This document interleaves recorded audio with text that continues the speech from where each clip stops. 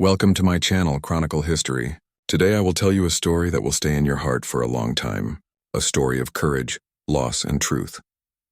There are moments in history when silence speaks louder than gunfire, when one man's courage to say no shakes the foundation of power itself. This is the story of Staff Sergeant Daniel Hayes, a quiet, steadfast soldier stationed with the 5th Infantry in the blazing deserts of Iraq. He was known for his calm precision under pressure, the kind of man who spoke little but whose actions carried the weight of integrity. His superior, Captain Reed, was the opposite. A man drunk on authority, proud of his medals, and feared more for his temper than his tactics. Reed believed respect came from control, from bending others to his will, while Hayes believed in honor, in the code that a soldier fights for what is right, not merely what he is told. Their tension simmered beneath the surface, unnoticed by most, until one scorching afternoon when a routine patrol turned into a moral crucible. Intelligence had reported possible enemy activity near a small rural village, women, children, old men, and Reed, fueled by paranoia and pride, ordered a heavy strike to send a message. Hayes froze. His conscience rebelled. "Sir, those aren't combatants," he said, voice steady but firm. The captain's eyes burned. "That's an order, Sergeant. Execute the strike." The desert wind howled between them as every soldier watched. To obey meant betraying everything he stood for. To refuse meant defiance, career suicide. But Hayes, with the sun glaring off his helmet and a lump in his throat, simply said, "No, sir. Not this one." The words sliced through the radio static like gunfire. For a moment no one breathed. Then came the climax, sharp, fast, irreversible. The captain, red with rage, stepped forward, grabbed Hayes by the vest and shouted, "You disobeyed a direct order." Hayes didn't flinch. Reed raised his sidearm, finger trembling, ready to prove dominance through fear. But before he could act, the sound of distant sniper fire cracked through the still air. The captain froze. His arrogance had drawn them into the enemy's line of sight. A bullet whistled past his ear, grazing his shoulder and throwing him to the sand. The squad dove for cover. Hayes reacted instantly, calm, precise, pulling Reed behind a vehicle and returning fire with surgical precision. In under 30 seconds, the ambushers were neutralized. The silence that followed was deafening. Reed's hand shook as he stared at the bullet hole inches from his heart, realizing the man he'd tried to humiliate had just saved his life.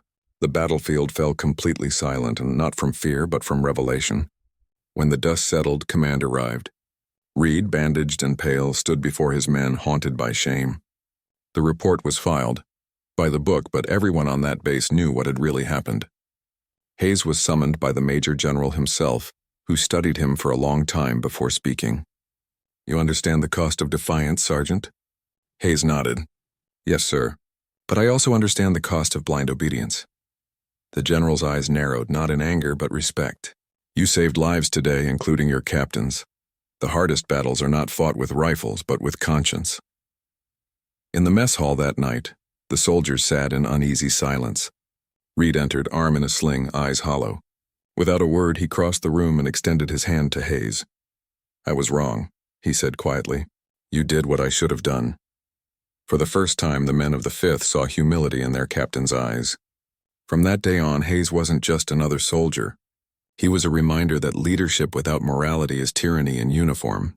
The moral was clear. True strength lies not in the power to command, but in the courage to resist when command betrays conscience. Years later, the story of that day spread through the ranks like a whispered legend. Young recruits heard it during training. The tale of the sergeant who refused a cruel order and silenced an entire battlefield with a single act of integrity. Some say the story reached the Pentagon. Others claim it was taught unofficially at West Point under the lesson, "Moral courage defines the warrior."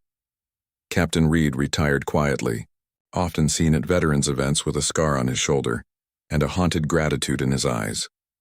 Hayes went on to become an instructor, shaping a new generation of soldiers with his calm voice and unbreakable ethics. When asked about that day, he never spoke of disobedience or defiance, only of duty. "Obedience makes a soldier," he once told a class of recruits, "but conscience makes a man." The words were etched into the walls of the training center years later, right above the range where cadets still practice under his watchful memory. The legend of Staff Sergeant Daniel Hayes became more than a story. It became a standard. And somewhere, Beneath the endless desert sun where silence once reigned, the echo of that single refusal still drifts like a warning to all who lead without wisdom. Because in every army and every era, one truth remains unshaken. Orders may win battles, but only honor wins wars. Don't forget to like, comment, and subscribe for more powerful stories from current USA Army, U.S. Navy SEAL, U.S. Marine, and USA Air Force.